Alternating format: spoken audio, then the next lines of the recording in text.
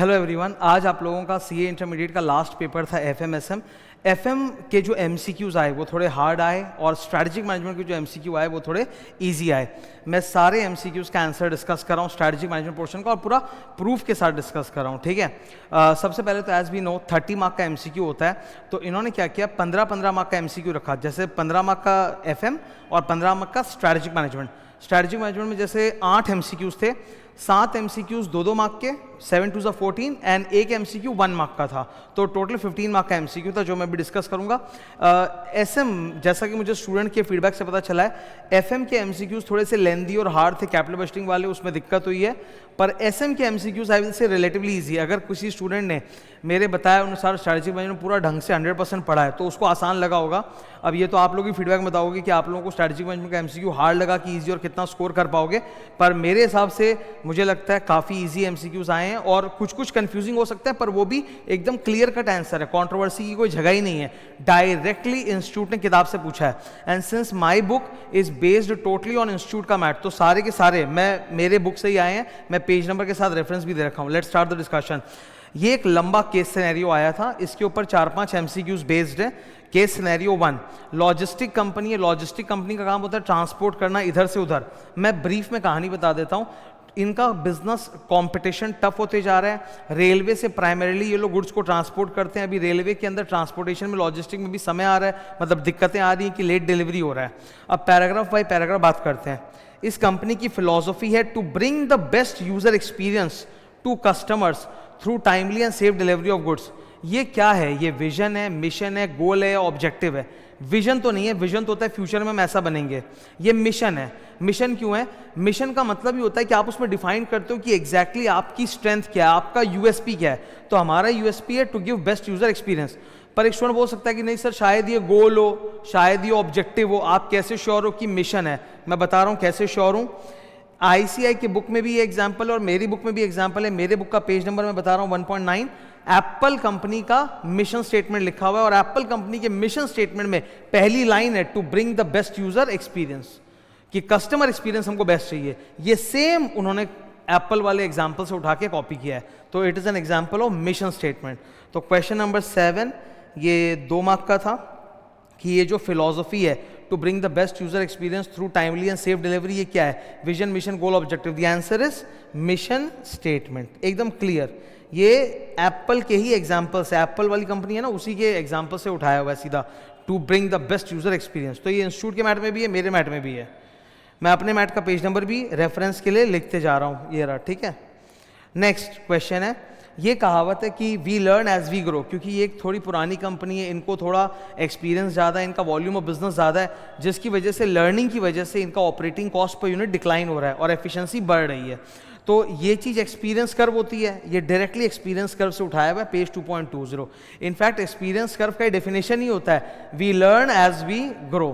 तो ये experience curve का कहानी है कि आपकी एफिशिएंसी बढ़ रही है, कॉस्ट कम हो रहे हैं। Question number 5, in strategic management the concept of decrease in the overall cost per mile due to increase in efficiency and cumulative volume, आपका वॉल्यूम बढ़ा, एफिशिएंसी बढ़ा तो पर यूनिट कॉस्ट कम होगा, इसको हम कहते हैं experience curve. Answer of matrix, surveillance वो सब नहीं है वो, ठीक है। सर्वेलेंस स्ट्रेटेजिक कंट्रोल टॉपिक में आता है, वैल्यू चेन अलग टॉपिक है, आंसर ऑफ मैट्रिक्स अलग है, तो इट इज एक्सपीरियंस कर्व, ठीक है। 2 क्वेश्चन हुए हैं अभी।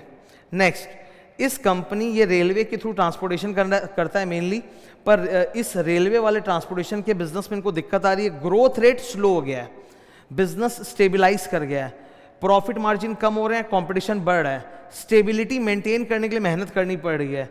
ऑल दीज आर लक्षण of maturity stage. Product life cycle का ग्राफ होता है ना, इंट्रोडक्शन, ग्रोथ, मैच्योरिटी, डिक्लाइन। तो मेरे बुक में पेज 2.14, इंस्टीट्यूट के मैट में भी होगा सेम। मेरे बुक में बोल रहा हूँ, मतलब इंस्टीट्यूट के मैट में भी होना ही है वो। मैं अपने बुक का पेज नंबर रेफरेंस दे रहा हूँ। प्रोडक्ट लाइफ साइकिल के अंदर मैच्योरिटी का जो राइटअप लिखा हुआ है उसको खोल के पढ़ोगे, उसमें यही सब लिखा है कि ग्रोथ रेट स्लो हो गया, स्टेबिलिटी के लिए हमको मेहनत करनी पड़ रही है, बिजनेस स्टेबिलाइज हो गया। All this is maturity, not decline, maturity. Question number 4 कि इनका जो रेलवे वाला ट्रांसपोर्ट का बिजनेस है वो प्रोडक्ट लाइफ साइकिल के कौन से स्टेज में है? The answer is maturity, decline नहीं, इसका आंसर मैच्योरिटी है। ग्रोथ रेट स्लो हो गया, मतलब अब वो तेजी से बढ़ नहीं रहा है, स्लो हो गया, स्टेबलाइज हो गया। अब आपको स्टेबिलिटी के लिए मेहनत करनी पड़ी, मार्जिन कम होते जा रहे हैं, it is maturity stage. Next, इसमें भी स्टूडेंटों को डिफरेंट दिक्कत आएगा, वो भी मैं क्लियर कर देता हूँ। माइकल पोर्टर ने 4 स्ट्रेटजी जो बताए थे ना, cost leadership, differentiation, focus cost leadership, focus differentiation.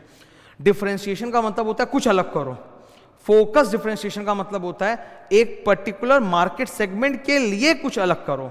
तो ये जो पूरा का पूरा कहानी बताया हुआ है, इन्होंने एक कस्टमर ग्रुप आइडेंटिफाई किया है, it is one of the customer segments. तो ये ब्रॉड मार्केट नहीं, it is one customer segment, although that customer segment is large and growing, but still it is one customer segment which is ready to pay any price for transportation, पर उनको अगले दिन चाहिए। तो company ने बोला हम इनको अगले दिन देंगे, delivery by next day, fastest delivery, बढ़िया क्वालिटी का काम करना, फास्ट डिलीवरी करना इज अ डिफरेंशिएशन। और वो भी आप एक पर्टिकुलर सेगमेंट के लिए कर रहे हो, क्योंकि इन्होंने वर्ड लिखा है नीश मार्केटिंग स्ट्रेटजी। मैं इतना एफर्ट क्यों मार रहा हूं, मैं बोल रहा हूं delivery next day, that is differentiation, पर it is a niche marketing. Niche word का मतलब ये कि आप एक पर्टिकुलर मार्केट सेगमेंट को टारगेट कर रहे हो, मतलब फोकस स्ट्रेटजी। तो it is focused differentiation, not just differentiation, focused differentiation. इसका भी मैंने बुक का पेज नंबर रेफरेंस भी दे रखा है, वहां जाके भी वेरीफाई कर सकते हो। ये रहा क्वेश्चन नंबर 6, नीश मार्केटिंग स्ट्रेटजी। नीश का मतलब भी होता है फोकस, और डिलीवरी नेक्स्ट डे मतलब बढ़िया क्वालिटी की service, fast delivery, differentiation. The answer is focused differentiation.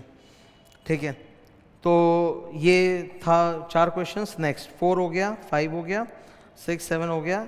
Now this one, ये कंपनी, ये वाला क्वेश्चन जो है ना, ऑल्दो इन्होंने बोला केस स्टडी पे, पर केस स्टडी में लाइन लिखा हुआ नहीं है, अलग से यहीं पे लिखा हुआ है।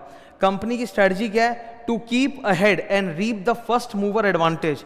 ये कौन से कैटेगरी में जाएगा? सबसे पहले तो अडेप्टिव और रेस्पॉन्सिव बोल के कोई स्ट्रेटजी होता नहीं है, ठीक है। चैप्टर 1 में 2 नाम मिलेंगे आपको, proactive versus reactive strategy. Reactive का मतलब होता है कुछ गड़बड़ हो गया, अब हम एक्शन ले रहे हैं। प्रोएक्टिव का मतलब बिना गड़बड़ हुए हम पहले से ही एक्शन ले रहे हैं, फर्स्ट मूवर एडवांटेज, ठीक है। तो ये तो फर्स्ट मूवर एडवांटेज ले कर रहा है ना, the answer is proactive strategy. Book का पेज नंबर वगैरह भी दिया है मैंने। तो ये हमारे लंबा वाला केस और 5 MCQs हो गए 10 मार्क के। नेक्स्ट, अब ये कहानी है, देखो इसमें भी स्टूडेंट लोगों को दिक्कत आएगा। इन्होंने बोला कि कंपनी के, ये लास्ट वाले चैप्टर से, कि कौन सा ऑर्गेनाइजेशन स्ट्रक्चर लोग फॉलो करते हैं। There are 8 types of organisation structure, आपको बताना कौन सा। कंफ्यूजन होगी डिविजनल, मल्टी डिविजनल और SBU स्ट्रक्चर में। यहाँ पे कहानी को अगर आप पढ़ोगे, कंपनी के 3 बिजनेस डिविजन है, तीनों इंडिपेंडेंट प्रॉफिट सेंटर्स हैं, एक ही कंपनी का ऐसा, ऑल दैट इज फाइन। लेकिन एक लाइन है जिसने आके रोक दिया, ये क्या है? It has, every division has own set of competitors. ये भाषा सिर्फ और सिर्फ SBU में मिलता है। स्ट्रेटेजिक बिजनेस यूनिट खोलोगे, मेरे बुक का पेज है और इंस्टीट्यूट के बुक में भी वही चीज है। SBU स्ट्रक्चर के 3 खास बात होते हैं। नंबर 1, उसमें सारे रिलेटेड बिजनेसेस होते हैं। Number 2, own set of competitor होते हैं। नंबर 3, उनका एक जनरल मैनेजर हेड होता है। तो इन्होंने बोला ओन सेट ऑफ कंपिटिटर है, और हर एक सेंटर जो है, डिवीजन सेंटर जो है, वो अपना उसका रिसोर्स केबिलिटी है, बाकी सब अलग। लेकिन जो ओन सेट ऑफ कंपिटिटर है ना, ये सबसे बड़ा हिंट है। This is one of the major 3 में से एक कैरेक्टरिस्टिक ऑफ SBU। ये ओन सेट ऑफ कंपिटिटर वाली भाषा ना डिविजनल में मिलेगी ना मल्टी डिविजन में मिलेगी, कि हर SBU का एक सेपरेट सेट ऑफ कंप्यूटर होता है। तो क्लियर कट आंसर है SBU, not divisional, not multi divisional. 2 mark का MCQ था ये। क्वेश्चन नंबर 10, एक कंपनी है एस्टैब्लिश्ड FMCG बिजनेस सेक्टर में है, ठीक है। एस्टैब्लिश्ड प्लेयर है FMCG में। BCG मैट्रिक्स का इस्तेमाल है। BCG हम जानते हैं वही ग्रोथ शेयर मैट्रिक्स है ना, ग्रोथ शेयर मैट्रिक्स। अब हमें बता, इनके बिजनेस के बारे में कुछ डिटेल्स दिए और हमें बताना है कि वो बिजनेस के लिए कौन सा स्ट्रेटजी सही होगा। BCG में 4 डब्बे होते हैं ना, cash cow, star, dog business and question mark, और उनके लिए अलग अलग स्ट्रेटजी। कैश काउ के लिए स्ट्रेटजी होता है हार्वेस्ट, ठीक है ना, क्वेश्चन मार्क के लिए होल्ड, डॉग के लिए डाइवेस्ट, और स्टार बिजनेस के लिए बिल्ड। अब आप डेटा को देखो, इन्होंने क्या देखा कि there is an opportunity to increase market share. Cash cow business में मार्केट शेयर स्टैग्नेंट होता है, उसको बढ़ाने के चांसेस नहीं होते। You can not grow the market share, आप पीक पे हो। लेकिन जो बिल्ड वाला स्ट्रेटजी होता है, जो स्टार बिजनेस के लिए होता है, उनमें भी अभी भी मार्केट शेयर ग्रो करने का पोटेंशियल और होता है। To increase the market share, उसकी अपॉर्चुनिटी है।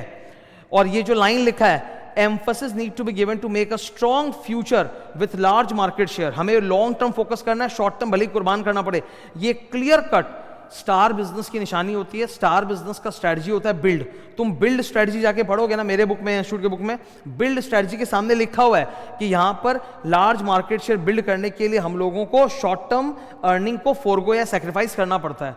It is a classic build strategy, ठीक है। तो ये स्टार बिजनेस है, बिल्ड स्ट्रेटजी इसका आंसर है, सीधा बुक से उठा के एकदम 2 मार्क। लास्ट क्वेश्चन, ये 1 मार्क का है, तो सबसे इजी था। कर्ट ल्यूविन का स्ट्रेटजिक चेंज वाला प्रोसेस है, ठीक है, ये भी मेरे बुक से, ये इंस्टीट्यूट के बुक से, पेज 5.11। कर्ट लुविन ने स्ट्रैटेजिक चेंज के 3 स्टेजेस बताए थे। पहला था अनफ्रीज, फिर अपना था ये देखो अनफ्रीज नंबर 1, फिर होता है चेंज करो, और फिर होता है रीफ्रीज करो। ये सीक्वेंस है। अनफ्रीज मतलब एग्जिस्टिंग जो माहौल है, एनवायरनमेंट, उसको अनफ्रीज करो, फिर अब चेंज करो, फिर रीफ्रीज करो। तो ये सीक्वेंस है, this is the right answer, number D. ठीक है, तो ये थे स्ट्रैटेजिक मैनेजमेंट के सारे एमसीक्यूज। तुम लोग देख लो, जो श्योर नहीं हो वगैरह चेक कर लो इसमें कितने मार्क्स उठेंगे। 15 मार्क का है, तो देखो कितना मार्क आता है। मैं एसएम पढ़ा रहा हूँ, तो एसएम के सारे एमसीक्यूज डिस्कस कर दिए। एसएम के एमसीक्यूज मुझे एफएम की तुलना में मतलब आसान लगे हैं। आज तुम लोग का पेपर खत्म हुआ है, you have all the time in the world for enjoyment. अब तुम अपना आराम से एंजॉय करो, कुछ दिन तो एंजॉय करो जब तक कि प्रेशर वापस नहीं आ जाता। जो भी, चाहे अगर पास हो जाते हैं तो बहुत बड़ी अच्छी बात है, फाइनल की तैयारी चालू करेंगे, और नहीं भी होते हैं तो कोई बात नहीं ना, वापस से तैयारी करेंगे। ठीक है, तो अभी तो फिलहाल एंजॉयमेंट का टाइम है, पेपर खत्म हुआ है, relax and enjoy. Thank you.